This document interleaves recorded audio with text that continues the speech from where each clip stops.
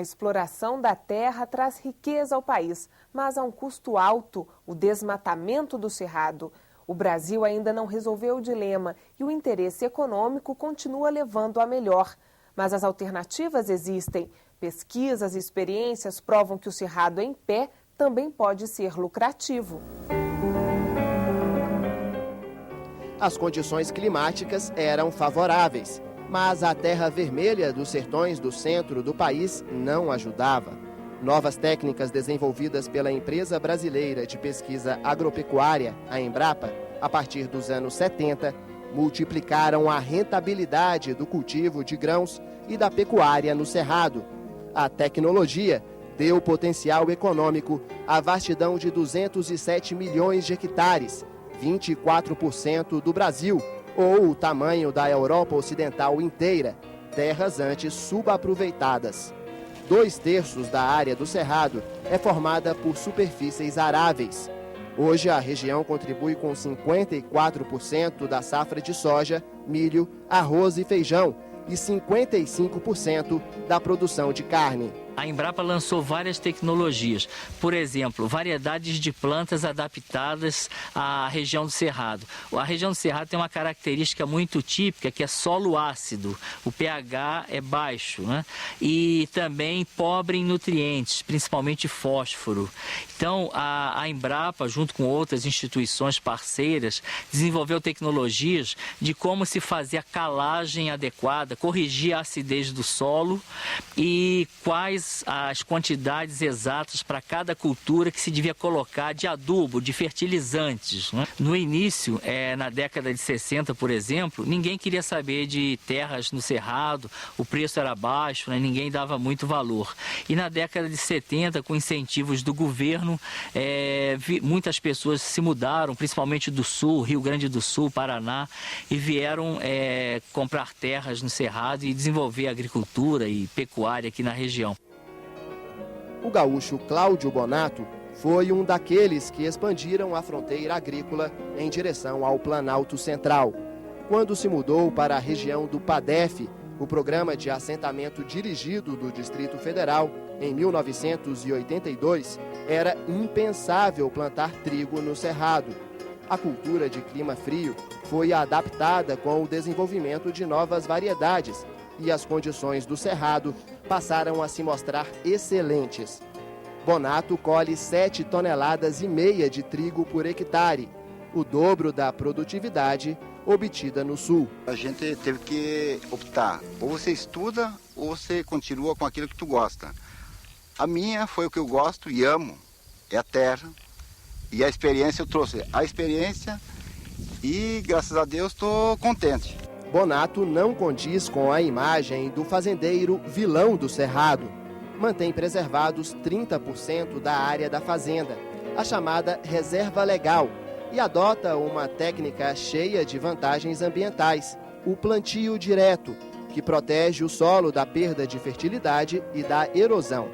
Ele aponta medidas de preservação que todo produtor do Cerrado deveria adotar. Seria um plantio direto, em primeiro lugar, e se conscientizar que amanhã vai ter um filho, um neto, um bisneto, e vão usufruir desse patrimônio. O maior patrimônio é a nossa terra. Tem um lugar para você plantar, mas tem um lugar para preservar. O pesquisador Roberto Teixeira Alves isenta a Embrapa de responsabilidade pela devastação do Cerrado. Muita coisa foi feita de forma errada, não é? Apesar de ter sido contra a vontade da própria Embrapa e dos pesquisadores, né? O uso errôneo de máquinas agrícolas, erosão, falta de conservação do solo, desmatamento de matas próximos aos córregos que causava assoreamento, né? Ou assorreamento. Então, queimadas também. Então, várias coisas erradas foram feitas, não de jeito nenhum por orientação da Embrapa.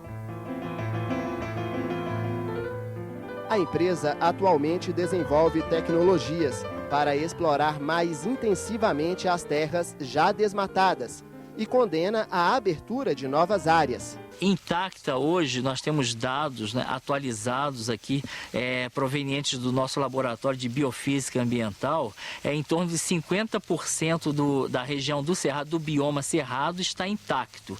E os outros 50% estão sendo utilizados de várias formas, né? Não é que ele esteja todo com agricultura ou todo com pecuária, né? A Embrapa também produz mudas de espécies do Cerrado para reflorestamento e pesquisa o potencial do extrativismo como alternativa econômica à agropecuária. O pesquisador José Felipe Ribeiro explica que o produtor rural pode obter mais renda com o cerrado em pé do que no cultivo de grãos. Ele pode tirar mais do que a soja, 3 mil, 4 mil, 2 mil reais por hectare, depende muito da espécie que ele tem, porque a biodiversidade do cerrado é muito grande. A preservação do cerrado só vai acontecer quando as pessoas que moram, as pessoas que trabalham, as pessoas que vivem no cerrado entender qual o papel que ele tem para a vida deles. Esse entendimento vai acontecer, e qual o papel da Embrapa nesse entendimento é mostrar para as pessoas que o cerrado em pé tem um valor econômico, não só pelas frutas, pelas plantas medicinais, pelo solo, pela água que ele é responsável. E com o uso do cerrado em pé, nós estamos provando e estamos mostrando que pequenos agricultores também podem ter sucesso mantendo aquele cerrado, e aí acontece a preservação, e tendo um retorno econômico.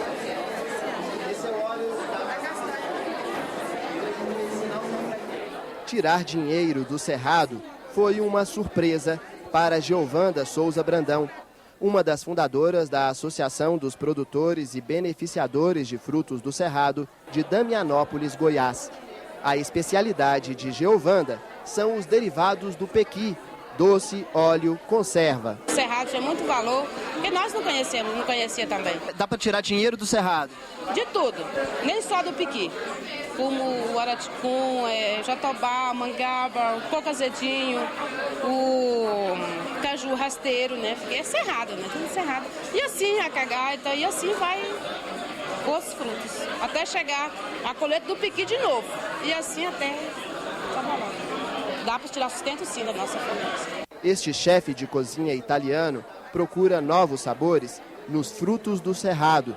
Gennaro Salvemini desenvolveu este molho pesto e o licor baruzeto, ambos feitos com castanha de baru. Como técnico profissional na área da gastronomia, com certeza, logo que conheci os primeiros frutos do cerrado, tipo piqui, ou guariroba e outras coisas, fiquei realmente apaixonado. Gostou, Natália?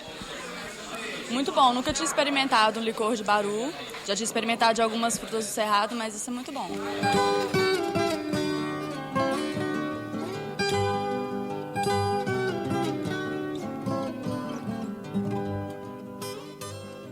O cerrado reserva ainda muitos alimentos e remédios a serem desenvolvidos ou descobertos pelas novas gerações. E além da diversidade biológica, abriga um bem que tende a se tornar cada vez mais valioso: a água. O cerrado é conhecido como o berço das águas do país mais rico em recursos hídricos do mundo. O Brasil tem 13% da água doce disponível. A região do Cerrado concentra as nascentes das 3 mais importantes bacias hidrográficas da América do Sul: Tocantins Amazônica, do Paraná e do São Francisco. No Distrito Federal, ocorre um fenômeno único. As águas que nascem neste ponto correm para direções opostas. Para o norte, vão para a Bacia Amazônica, para o sul, para a Bacia Platina. O ponto divisor de águas está protegido desde 1968, dentro da área da Estação Ecológica de Águas Emendadas. A reserva, administrada pelo governo do Distrito Federal, é destinada à pesquisa científica, fechada para a visitação. O fiscal florestal Miguel Gonçalves de Lima trabalha em Águas Emendadas desde a criação da reserva. Mesmo aposentado, continua servindo como guia, pelo prazer de apresentar o local e as espécies do cerrado aos jovens pesquisadores. Miguel vem observando que, a cada ano, a vereda onde nascem as 2 bacias hidrográficas fica menos visível. O ponto divisor está secando, a vegetação cresceu e o espelho d'água foi reduzido a este pequeno alagado. Para mim, um orgulho eu trabalhar aqui há quantos anos e poder divulgar que nós estamos aqui nesse local, observando aonde nascem as duas grandes bacias hidrográficas.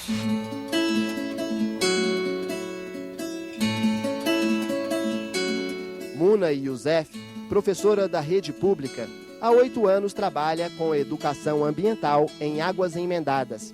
Ela tem observado um crescente interesse pelo cerrado, mas a luta contra o preconceito e a desinformação ainda é grande. A gente ainda é muito assim, Brasil-Amazônia, Brasil-Pantanal. E Brasil-Cerrado ainda não acordou para o Brasil-Cerrado. O que a gente precisa, a gente que mora aqui no Cerrado, a gente precisa ter olhos de ver o Cerrado.